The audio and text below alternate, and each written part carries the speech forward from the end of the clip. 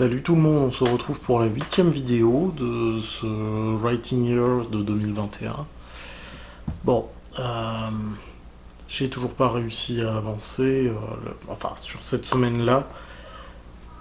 Et c'est un peu pesant, mais je pense que j'ai commencé à faire un petit peu le tour. Là j'ai pu ce week-end, enfin le week-end dernier, mettre un petit peu à plat la chronologie que j'aimerais avoir. Je vous l'avais dit déjà la semaine dernière, c'était le point où je bloquais. Parce que je souhaite à la fois avoir des délais qui sont réalistes pour les différentes actions qui se passent et qui prennent des fois du temps. Gagner en poids au sein d'un organisme, par exemple, pour pouvoir être un petit peu force de décision, se remettre de certaines blessures, ce genre de choses-là, j'avais envie de garder le réalisme. Surtout qu'on est dans des zones de non-droit, donc en général on n'a pas trop accès aux avancées technologiques qu'il y a pu y avoir au cours des 3 siècles à venir. Mais d'un autre côté, je voulais pas non plus laisser trop de laps de temps, trop de mou, trop de possibilités à mes personnages de dire ah bah on pourrait faire un petit peu de meublage avec tel ou tel truc. Voilà, donc c'était difficile d'équilibrer. Le réalisme a pris le dessus, voilà. En espérant que ça ne me jouera pas trop de tours par la suite. Mais voilà, la chronologie est enfin sur pied. Il n'y a pas eu d'avancée au niveau de l'écriture en elle-même, donc qu'est-ce qu'on pourrait voir? Le dernier épisode, on a vu un petit peu ce que je pouvais mettre dans les fiches de personnages. Du coup, on va pouvoir passer aux fiches de lieu. Alors, déjà, petit rappel pour celles et ceux qui ne connaissent pas encore ma saga.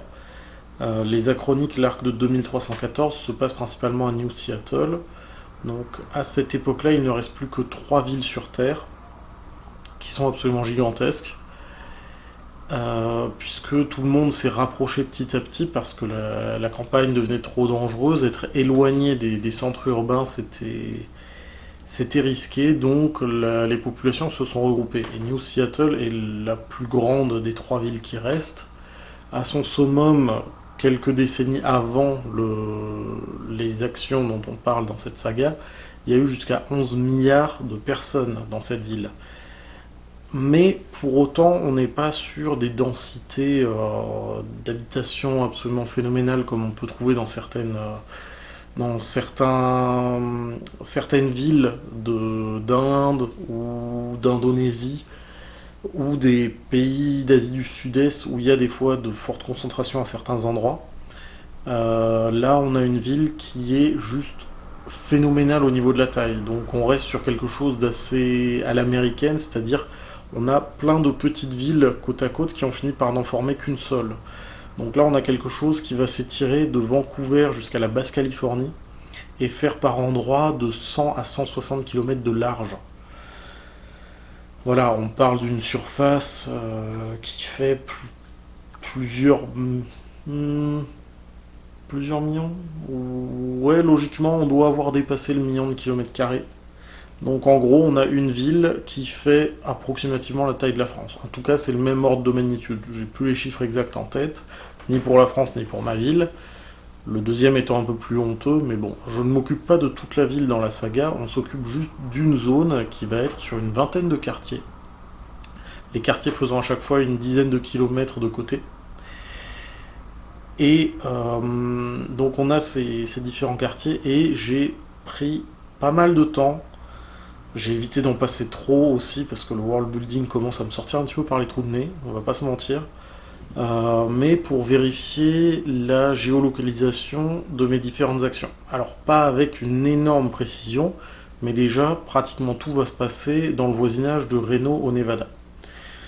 Je me suis rendu compte après coup, en fait j'avais déjà choisi ce quartier dans les premières versions de l'ouvrage, et en vérifiant avec les fameux 10 km, le quartier que j'avais choisi correspondait à peu près à ça. Et j'ai découvert après que la ville de Reno est déjà assez connue, non seulement parce qu'elle a un aéroport qui dessert pas mal la zone, mais aussi pour quelques festivals qui se passent là-bas. Voilà, donc mes fiches de lieu à chaque fois vont être dans des dossiers, deux dossiers, etc.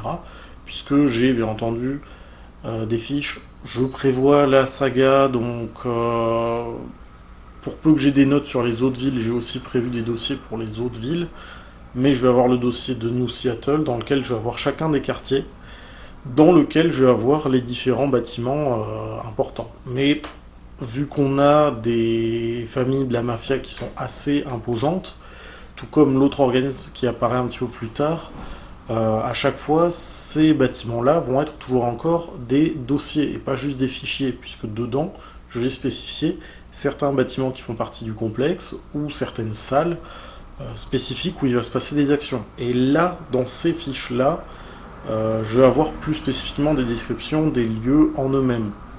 Pour préciser par exemple, tel bâtiment qui permet d'avoir un surplomb sur la zone, donc on va avoir de beaux panoramas.